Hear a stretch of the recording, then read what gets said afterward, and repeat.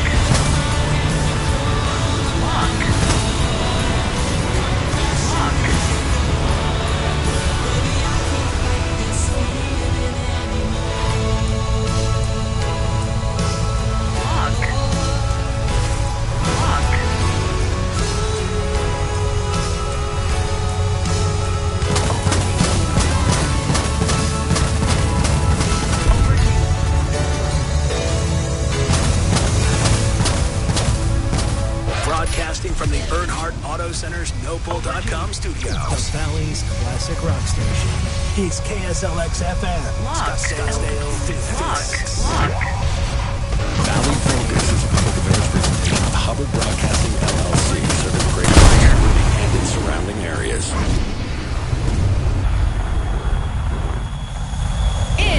Focus, and I'm Kayla Mortellaro, your guide for the program as we turn our attention here to Child Crisis Arizona as we're joined by Caitlin Sogging, Senior Program Director. Caitlin, appreciate the time on the program today.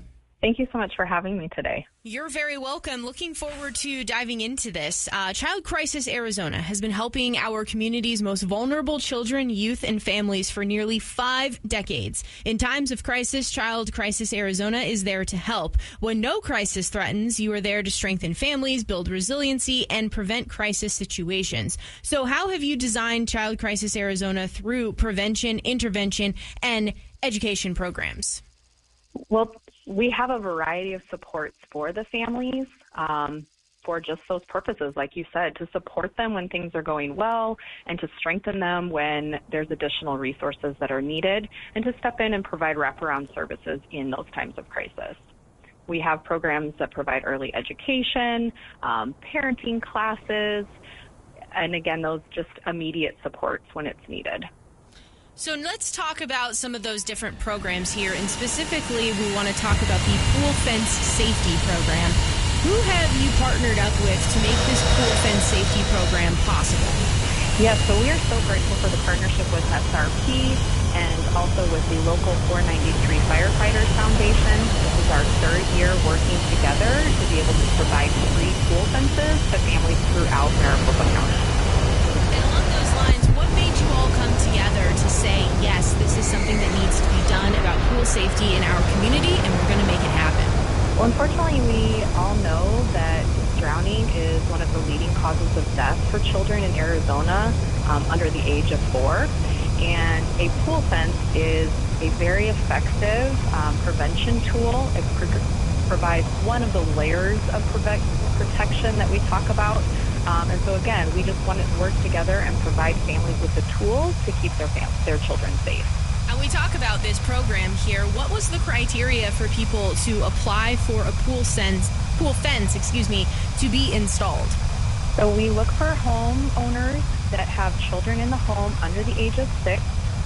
There are some financial requirements, so there's some documents just to show that that need is there. And then as a committee, we look and take all of the applications and see where there's some high-risk areas, where can these fences have the biggest impact, and we were able to select 11 families for this season to receive pool fences at their house. And so when you talk about 11 families getting a pool fence installed for free through this program here, does it vary year to year on how many people end up getting selected? Correct. So this year we were able to do 11. We're hoping to do another cycle again later in the year. It's all based on the funds that we have available to put those fences in. So last year we did a total of 16 fences over the course of the year. So again, we're looking to do some more probably later in the fall for another round of applications. Caitlin Sogging, Senior Program Director with Child Crisis Arizona right here on Valley Focus. What was the sentiment behind the people, the 11 families that received a pool fence? So when they found out they were being awarded this pool fence and having it installed, what was kind of the sentiment behind their joy and their happiness about it? Word is just a little less stress. It's a little comfort knowing that there is this barrier.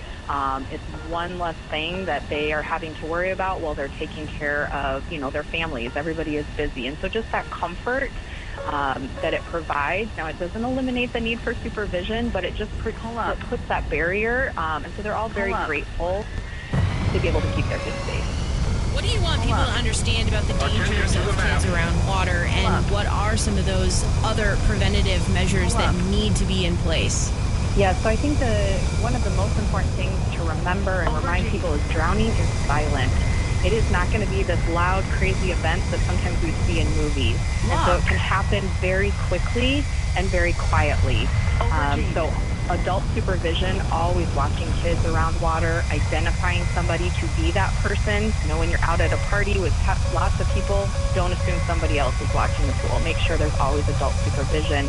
We talk about classes, swimming lessons, CPR classes, and then barriers. Again, a self-closing, locking gate that keeps the pool fence completely closed off are all things that we can do to add protection. Caitlin Sogging, Crisis Arizona right here on Valley Focus here. And what sort of checklist should people have about water safety? Getting ready to, have an event around their backyard with a lot of people around, kids in extended family as well. Or if it's just in general, going about your day-to-day life and your kids kind of find themselves wanting to explore, be little explorers and get in